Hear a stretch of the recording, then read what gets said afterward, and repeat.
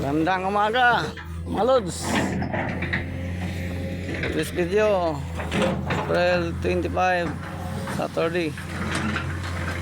Ito ngayon sa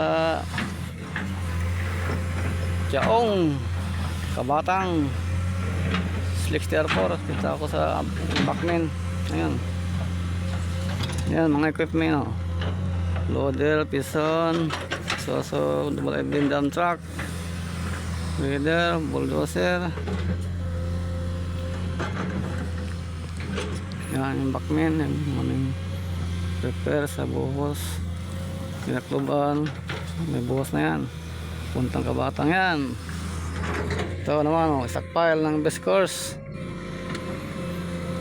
tutin, PC-tutin na bakho, nag-stockpiling. Yan mga lods, yung paligid dito.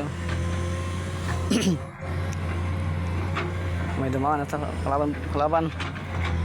Cover sa cellphone, may bawal mga lods. Ito ang isang grader. Wala pa ang operator dumating. Ito ang paligid mga lods sa likod. Yan, may base course na, lataga na.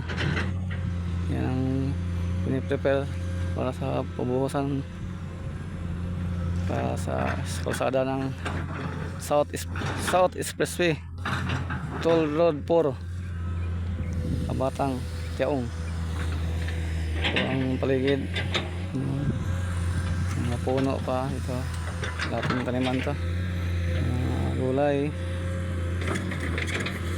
Ang papilit niya papuntang kanyan Lagalag, Chaong Lagalag. Dito sila sa dulo hanggang Caldaria mga lods. Yan, hindi ko na patagal ang video mga lods ay baka may dating kalaban, bawal ang cellphone dito. Saka tayo mga report sa office. Okay mga lods, thank you for watching.